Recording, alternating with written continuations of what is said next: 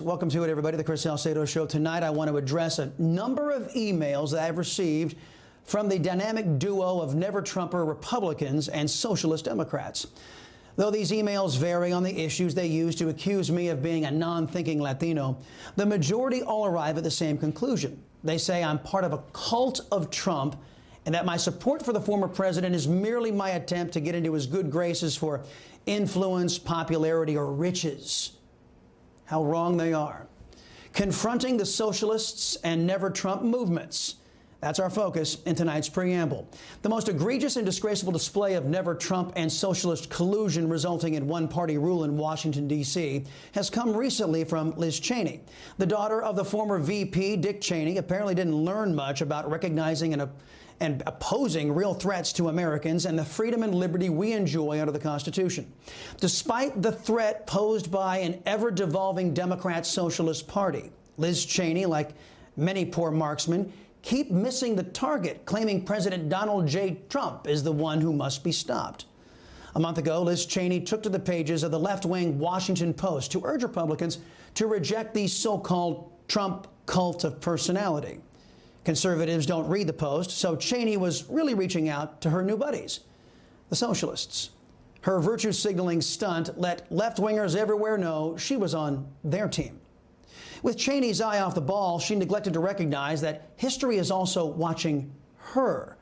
Given the unmitigated disaster that has befallen America after Cheney's GOP leadership ignored known threats to the sanctity of the vote, ignored the violence and danger posed by socialists and their militant arms, and irresponsibly tried to undermine the re-election of the president of her own party, I don't know that history will judge her or any other never-Trumper kindly. But more recently, the former Speaker of the House, Paul Ryan, joined in the bashing of those of us who are supporters of President Trump's policies. Even for our good showing in the House, 2020 left Republicans powerless in Washington. Even worse, it was horrifying to see a presidency come to such a dishonorable and disgraceful end. So, once again, we conservatives find ourselves at a crossroads. And here's the reality that we have to face. If the conservative cause depends on the populist appeal of one personality or of second-rate imitations, then we're not going anywhere. That was a dig, of course, at former President Trump. Mr. Ryan is completely oblivious as to why President Trump is so popular with conservatives and why he, Liz Cheney, Romney, Sass, Upton, and others aren't. I'll get to that in a minute. But Ryan continued his appeal for the GOP to abandon the last GOP president. Voters looking for Republican leaders want to see independence and mettle. They will not be impressed by the sight of yes-men and flatterers flocking to Mar-a-Lago. We win majorities by directing our loyalty and respect to voters and by staying faithful to the conservative principles that unite us. But your Republicans have not been loyal to conservative voters. To the contrary, Republicans routinely show their love and devotion to their fellow lawmakers in the Democrat Party, often abandoning their professed conservative values and apologizing to a sycophantic press for those professed values.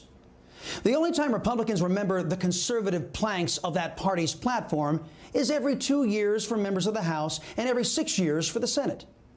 That brings me full circle to the emails I get from socialists and never-Trumpers. Emails accusing me of being in a slavish cult of personality to President Trump. I don't support President Trump because of his personality. Even though I don't find his pro-American personality off-putting in any way, it is not why he has earned the support of your liberty-loving Latino. In the 2016 primary, my vote was for Senator Cruz. Why? Because I can't think of any issue that he and I disagree on. I'm sure there are some out there, I just haven't found one. In 2016, I voted proudly for President Trump, protecting my country from a third term of resident Barack Hussein Obama. In 2020, I enthusiastically voted for President Trump again, as did a record number of voters for an incumbent president. And here's where Ryan and Cheney and the socialists need to listen up. I didn't vote for President Trump because I'm in a cult. I didn't vote for him because of his resort at Mar-a-Lago. I don't come in this show and support his America First policies because of my ratings or trying to garner favor with Trump supporters. It's a matter of record that President Trump has only appeared on the Chris Salcedo Show once, and it actually was on radio, and it was candidate Trump then. He has never been a guest on this show as president. So that's not why I support him. I support him because he has exhibited something that Liz Cheney, Paul Ryan, the Never Trumpers, and the Socialists will never know, never have. Results. I have saved on my computer a list of President Trump's accomplishments using the Times New Roman font, size 12. This 12,191 word document takes up 50 pages. President Trump campaigned on promises and worked day and night to fulfill those promises, unlike the Republican Party. It bears pointing out that Democrats have put the United States in economic peril, inspiring a 300% spike in inflation by quadrupling the money supply by printing up trillions in new currency. The Socialists did this through a budget process called reconciliation. Now, that process isn't new. It's just that Democrats are committed to destroying America and delivering that promise to their clueless and misguided voters. Paul Ryan, when he was Speaker, and Mitch McConnell, when he was Majority Leader, they could have agreed to use this same mechanism to institute fiscal sanity and restraint, but they didn't. Instead, Ryan chose to attack his newly elected president. Tell me, Speaker Ryan, were you looking out for your constituents when you did this? Or were you looking out for your relationship with Democrats when you refused to use reconciliation to push out a conservative agenda that you profess to have? As we've all been horrified to learn, the Democrats have no such love or respect for you folks in the GOP, Mr. Ryan. When Senator Bill Frist considered going nuclear on judges by stopping the Democrats' unprecedented filibuster, did the GOP pull the trigger to deliver on George W. Bush's judicial nominees? Nope. It took a Democrat, Harry Reid, to go nuclear because socialists believe in delivering on their promises to their constituents. The GOP just wants to normalize the devolving deviancy of Democrats. So no. Speaker Ryan, Liz Cheney, Bill Kristol, Senators Cassidy, Sass, Romney, all the rest of you.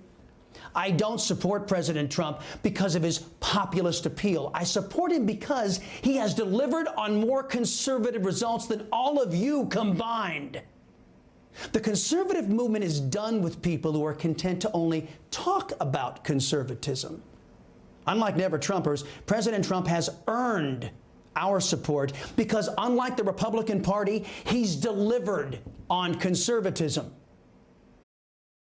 Hey, I'm Rob Finnerty. Thanks for watching. If you enjoyed this video, please join the conversation in the comments below. Don't forget to subscribe, too. Hit the bell icon to be alerted to breaking news. And remember, there's a whole lot more on Newsmax TV, America's fastest growing cable news network. Newsmax TV, where real news for real people.